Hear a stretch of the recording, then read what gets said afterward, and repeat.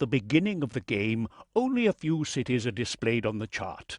You can discover other cities by approaching them with a convoy. The city symbol itself gives an indication of the city's size.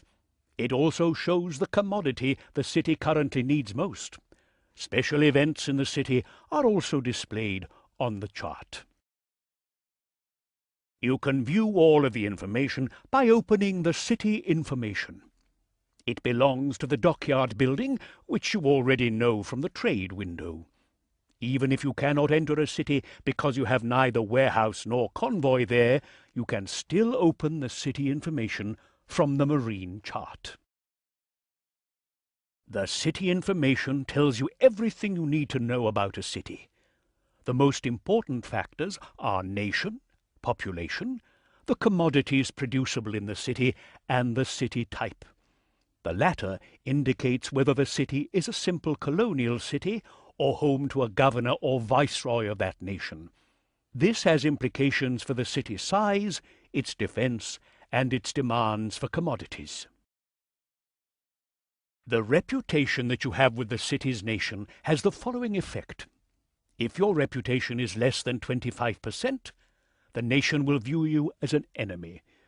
That will happen, for example, if you attack their convoys. Then you should be wary of their military convoys.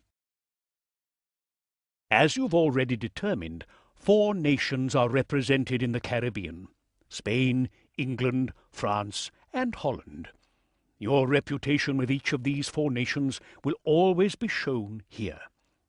Also shown here is the current relationship of the nations to one another. A nation can either be neutral to all other nations, at war with, or allied to another nation. Relationships between nations are not irrelevant for you.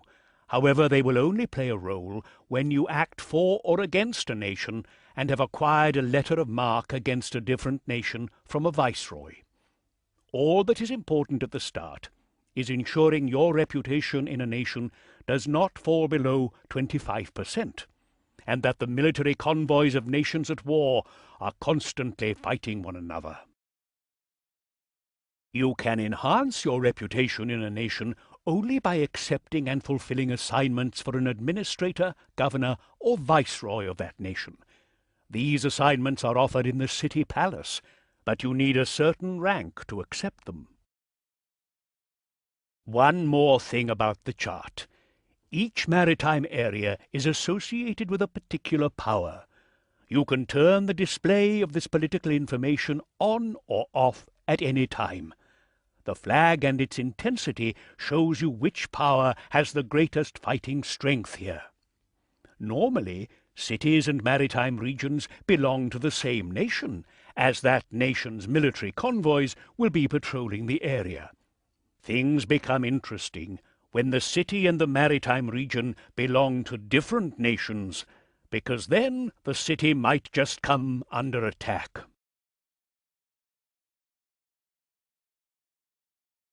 The construction of new factories and homes is always done through the architect's office.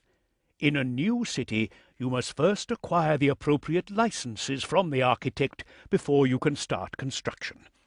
You already have the necessary licenses for Port Royale. To build a cotton plantation, switch to Building Construction and select the business. Here you can see which building materials are needed and how much the building materials, construction workers, and the property will cost. The architect takes care of everything and purchases the building materials for the city. The charges vary according to current commodity prices in the city. If a city does not have enough building materials in stock, you will have to pay the maximum price for them, and construction will not start until enough building materials are available. Once you confirm construction, you must then place the new building. Since the production of cotton requires both a main building and a field, the new business will require 2 adjacent open spaces and can then accommodate 25 workers. If you want to build another business of the same type, you can choose another space straight away. If you build a new one alongside an existing one, this adds a new field and expands the existing main house. The cost does not change, but it will allow you to save space. A plantation may consist of a main house and 4 cultivation areas and can accommodate up to 100 workers. You can proceed similarly with residential buildings. Here, however, each residential building requires its own construction site. On an average, each business requires 1 residential building per field. For example, a plantation with 4 fields requires 4 residential buildings for the workers and their families.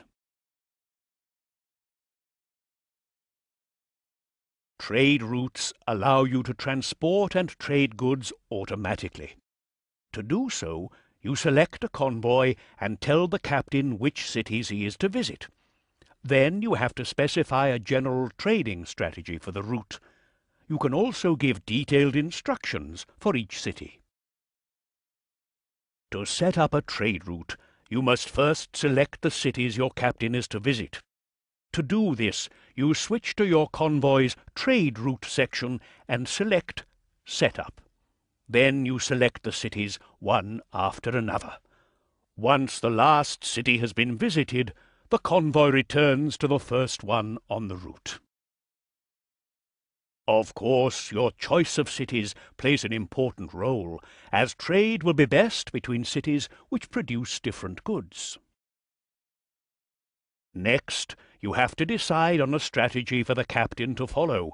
You can select a preset strategy, or you can specify just which goods the captain is to buy, sell, or transfer between warehouses and convoys for each city individually. At the start, you will find the preset strategies work well enough.